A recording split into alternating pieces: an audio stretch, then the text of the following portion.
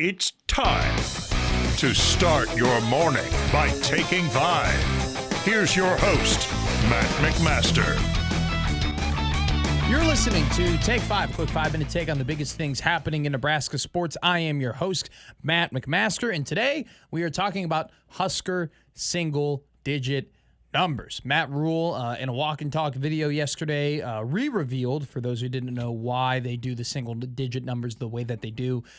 Basically, single-digit numbers are the coolest numbers on the field, and he felt like in the past when he was coaching at Temple, he always felt bad when he had to give a single-digit number to a recruit in order to get them to commit. And so they decided then, and they've carried the tradition on since, of voting the players that they think best represent the program from a performance and leadership perspective as the guys who are allowed to pick to get single-digit numbers. And so the guys last year who had single digits will continue to have those numbers. That's Sean Singleton and Malcolm Hartzog.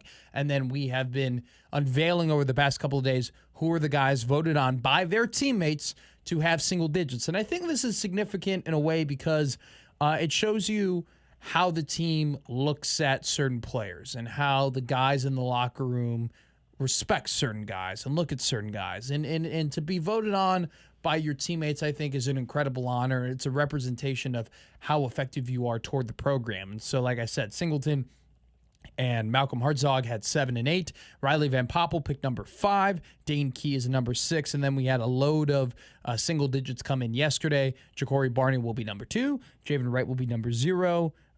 We got Vincent Shavers at number 9. And then I think there's one more. Let me check my list real quick here. And Janiran Bonner, number 4, which Bonner was the surprise there for a lot of people. Part of the reason why I partially forgot that he got a single-digit number. I think with Bonner, it's incredibly significant to me because that's a guy who's essentially the 5th wide receiver, 6th wide receiver on the depth chart. And a guy that's been through a lot, I think, in his time here as a Nebraska Cornhusker. Came here as a wide receiver, got switched to tight end, then got switched to fullback. He's now back to wide receiver. And it's not as if he's going to get 50, 60 snaps a game. At most, Bonner is the type of guy who'll get about 15 to 25 snaps. And so I think it's very indicative of how his teammates look at him as a leader, the fact that they felt it was necessary, despite the fact that the impact on the team from his part may not be as high as others, that he gets that honor to have number 4, which means number 0, 2, 3, 4, 5, 6, 7, 8, and 9 are all taken, meaning number 1 remains. And there's a lot of questions who's going to be wearing the coveted number 1. Now, a lot of people are speculating this could be perfectly set up for Dylan Raiola to be number 1 this season, to wear the number 1 jersey. I don't think that's going to be the case. I don't think it's a slight on Dylan. I don't think it's anything against Dylan. I don't think it's that his teammates don't like him or anything like that. All we've heard this offseason is he's a good leader and so on and so forth, and he's matured in that way. But I think it's just different with him because 15 is more than just a number. 15 is more than just, the weird pieces of plastic on fabric for Dylan Raiola. 15 is his brand. 15 is what he's known for. And there are a lot of, just Husker fans in general who over the last year have purchased number 15 jerseys, have bought jerseys that had 1-5 on them because it was Dylan Raiola's jersey. And I think that from just that perspective, it would make sense. Hey, got a lot of people already supporting him. This is his brand. This is his number.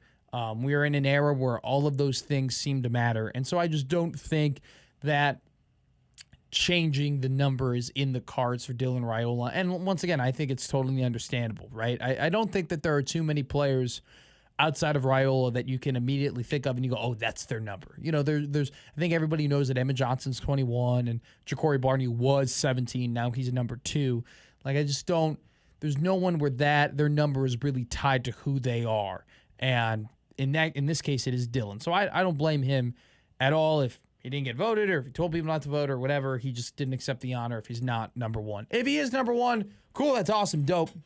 Like, sick. That'll be great this season, very indicative of how his teammates feel. But if he doesn't end up getting that 21, I don't think it's that big of a deal. I would love to see Heinrich Haarberg get number 1. That's my pick. I know that some people might say, hey, Emmett Johnson, he's another guy who's kind of the face of the program along with Dylan Raiola. That would be really cool if he got that number.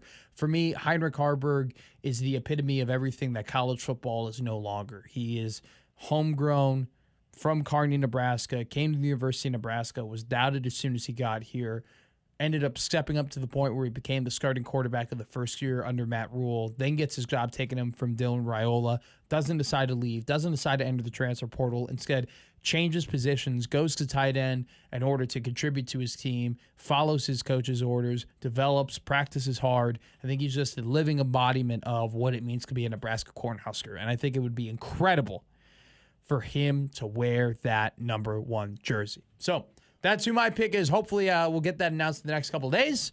I've been Matt McMaster, and that's been Take 5.